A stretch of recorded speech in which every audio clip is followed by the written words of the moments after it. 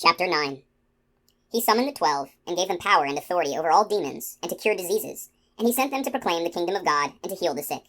He said to them, Take nothing for the journey, neither walking stick, nor sack, nor food, nor money, and let no one take a second tunic. Whatever house you enter, stay there, and leave from there. And as for those who do not welcome you, when you leave that town, shake the dust from your feet in testimony against them. Then they set out, and went from village to village, proclaiming the good news, and curing diseases everywhere. Herod the Tetrarch heard about all that was happening, and he was greatly perplexed, because some were saying, John has been raised from the dead. Others were saying, Elijah has appeared. Still others, one of the ancient prophets has arisen. But Herod said, John I beheaded. Who then is this about whom I hear such things? And he kept trying to see him. When the apostles returned, they explained to him what they had done. He took them and withdrew in private to a town called Bethsaida. The crowds, meanwhile, learned of this and followed him. He received them and spoke to them about the kingdom of God, and he healed those who needed to be cured. As the day was drawing to a close, the 12 approached him and said, Dismiss the crowd so that they can go to the surrounding villages and farms and find lodging and provisions, for we are in a deserted place here. He said to them, Give them some food yourselves. They replied, 5 loaves and 2 fish are all we have, unless we ourselves go and buy food for all these people. Now the men there numbered about 5,000. Then he said to his disciples, Have them sit down in groups of about 50. They did so, and made them all sit down. Then, taking the 5 loaves and the 2 fish, and looking up to heaven, he said the blessing over them, broke them, and gave them to the disciples to set before the crowd. They all ate and were satisfied, and when the leftover fragments were picked up, they filled 12 wicker baskets. Once when Jesus was praying in solitude, and the disciples were with him, he asked them, Who do the crowds say that I am? They said in reply, John the Baptist, others, Elijah.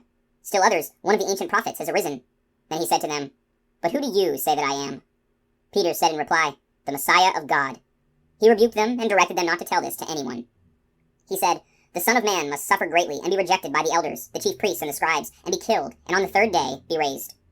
Then he said to all, If anyone wishes to come after me, he must deny himself and take up his cross daily and follow me. For whoever wishes to save his life will lose it, but whoever loses his life for my sake will save it.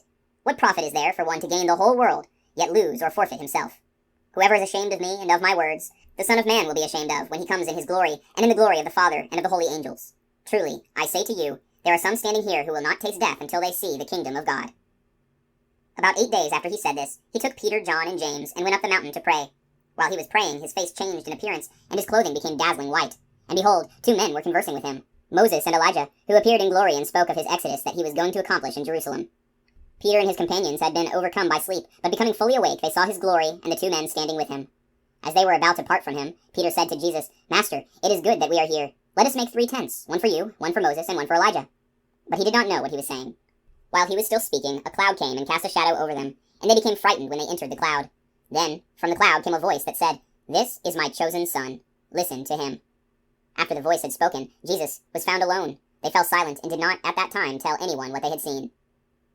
On the next day, when they came down from the mountain, a large crowd met him.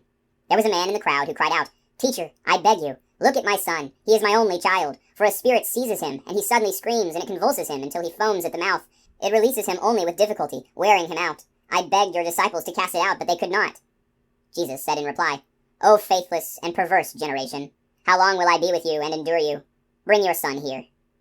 As he was coming forward, the demon threw him to the ground in a convulsion, but Jesus rebuked the unclean spirit, healed the boy, and returned him to his father. And all were astonished by the majesty of God. While they were all amazed at his every deed, he said to his disciples, Pay attention to what I am telling you. The Son of Man is to be handed over to men. But they did not understand this saying. Its meaning was hidden from them so that they should not understand it, and they were afraid to ask him about this saying. An argument arose among the disciples about which of them was the greatest. Jesus realized the intention of their hearts and took a child and placed it by his side and said to them, Whoever receives this child in my name receives me, and whoever receives me receives the one who sent me. For the one who is least among all of you is the one who is the greatest. Then John said in reply, Master, we saw someone casting out demons in your name, and we tried to prevent him, because he does not follow our company. Jesus said to him, Do not prevent him, for whoever is not against you is for you. When the days for his being taken up were fulfilled, he resolutely determined to journey to Jerusalem, and he sent messengers ahead of him. On the way they entered a Samaritan village to prepare for his reception there, but they would not welcome him, because the destination of his journey was Jerusalem.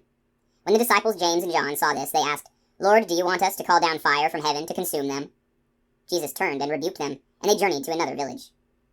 As they were proceeding on their journey, someone said to him, I will follow you wherever you go. Jesus answered him, Foxes have dens, and birds of the sky have nests, but the Son of Man has nowhere to rest his head. And to another he said, Follow me. But he replied, Lord, let me go first and bury my father. But he answered him, Let the dead bury their dead, but you, go and proclaim the kingdom of God. And another said, I will follow you, Lord, but first let me say farewell to my family at home. To him Jesus said, No one who sets a hand to the plow and looks to what was left behind is fit for the kingdom of God.